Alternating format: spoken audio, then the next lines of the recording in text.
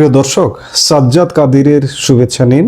এই মুহূর্তে আপনাদের সামনে কথা বলতে এসে নির্বাচন পরবর্তী আতঙ্ক, কেন উপদেষ্টাদের পরিবার দেশ ছাড়ছেন।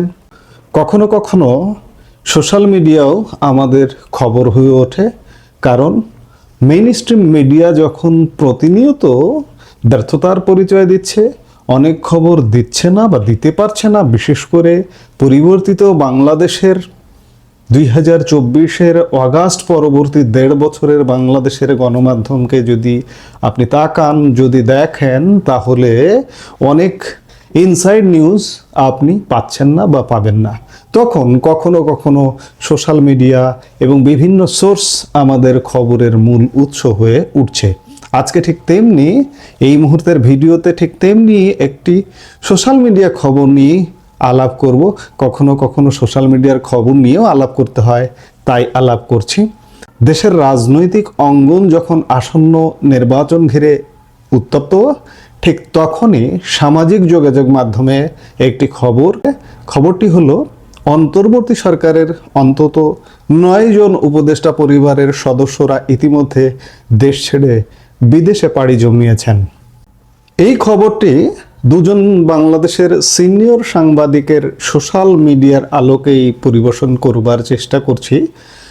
খবরে শুধু 9 জনকে বললে পুরোটা হবে না, শুধু 9 জনই নন, জ্যেষ্ঠ সাংবাদিক কুদ্দুস আফরাদের দাবি অনুযায়ী বিশেষ সহকারী মিলিয়ে এই সংখ্যা 16টি পরিবার।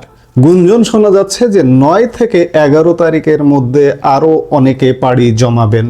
আজ আমরা বিশ্লেষণ করব এই তথ্যগুলোর ভিত্তি কতটুকু, এটি কি নিছক গুজব নাকি আগাম কোনো আশঙ্কার পূর্বাভাস। এই আলোচনার কেন্দ্রবিন্দুতে রয়েছেন 2 অভিজ্ঞ সাংবাদিক, এবং যাদের কথা আমরা বলতে চাইছি তারা কিন্তু কোনো অলি গলির সাংবাদিক নন, সুশিক্ষিত এবং জাতীয় পর্যায়ে নিজেদের অবস্থান তৈরি করা সাংবাদিক নজরুল কবির তার ফেসবুক প্রোফাইলে প্রথমে 9 জন উপদেষ্টার পরিবারের বিদেশে যাওয়ার বিষয়টি উল্লেখ করেন। এরপরই সেই পোস্টের কমেন্টে সাংবাদিক কুদ্দুস আফরাদ যোগ করেন এক নতুন মাত্রা। তিনি দাবি করেন বিশেষ সহকারী সহ এই সংখ্যা আসলে 16, এবং আগামী কয়েকদিনের মধ্যে আরও বড় ধরনের মুভমেন্ট হতে পারে। যখন এমন দায়িত্বশীল জায়গা থেকে এমন তথ্য আসে, তখন জনমনে প্রশ্ন ওঠা স্বাভাবিক। সাধারণ মানুষ ভাবছেন, যদি পরিস্থিতি স্বাভাবিকই থাকে তবে কেন এই এক্সিট প্ল্যান?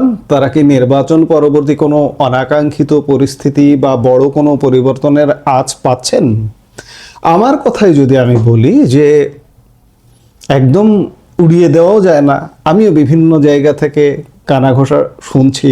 সাংবাদিক নজরুল করিম ফেসবুকে পোস্ট দিয়েছেন, কিংবা কুদ্দুস আফরাদ কমেন্ট করছেন, কিন্তু আমাদের কানেও আসছে বিভিন্ন জায়গা থেকে যে উপদেষ্টা পরিষদের পরিবারের মধ্যে ইতিমধ্যে দেশ ত্যাগের হিড়িক শুরু হয়ে গেছে। কিন্তু কেন এই দেশ ত্যাগ? আমরা আগেই বললাম যে তারা কি কোনো পরিবর্তনের আশ পাচ্ছেন?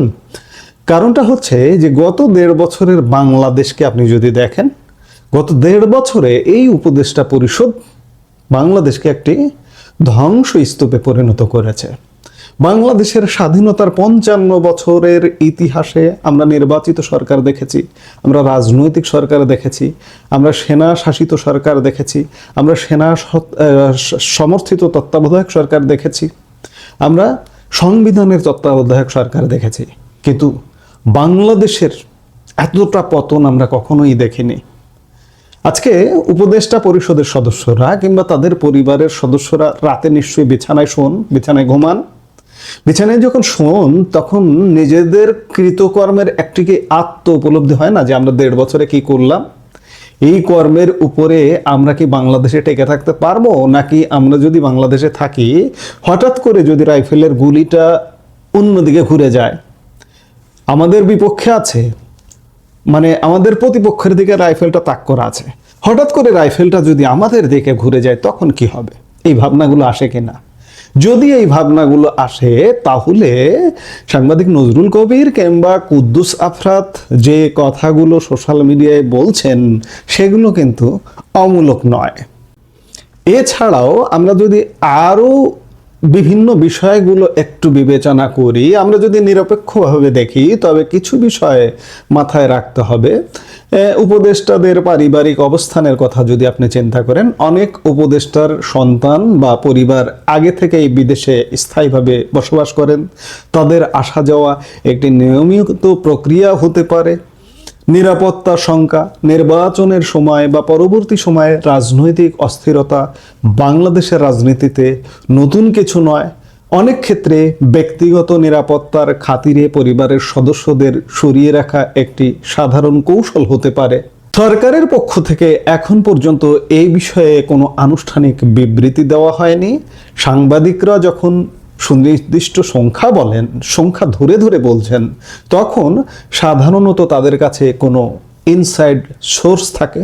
তবে যতক্ষণ না পাসপোর্ট বা ইমিগ্রেশনের সুনির্দিষ্ট তথ্য পাওয়া যাচ্ছে, ততক্ষণ একে স্ট্রং জল্পনা হিসেবেই দেখা হচ্ছে।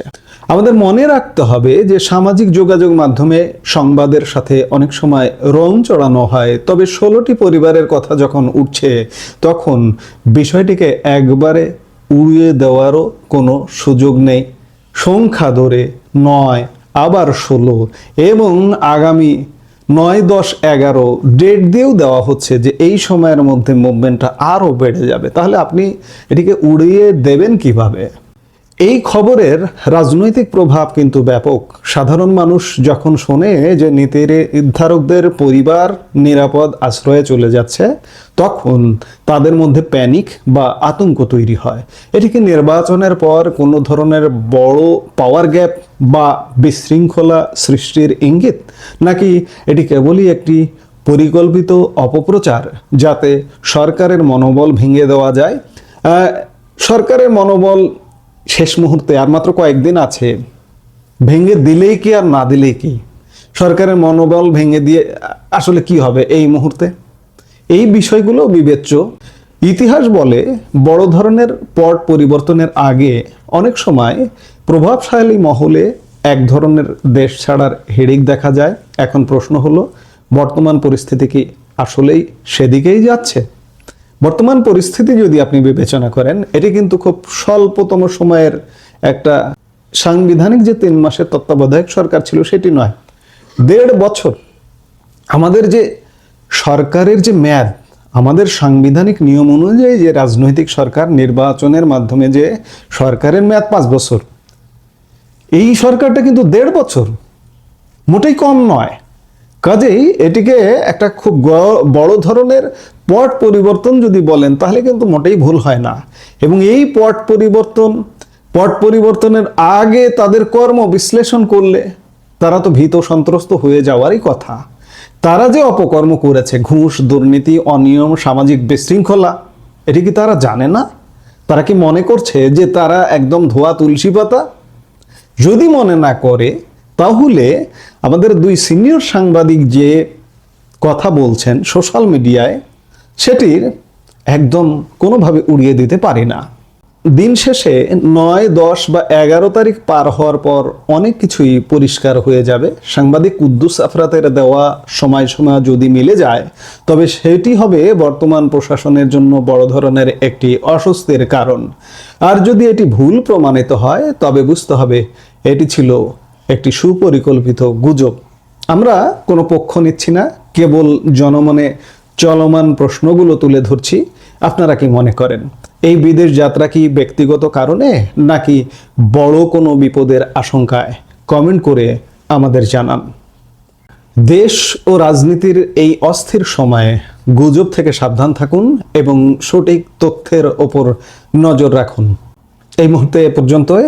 সবাই ভালো থাকুন, সুস্থ থাকুন।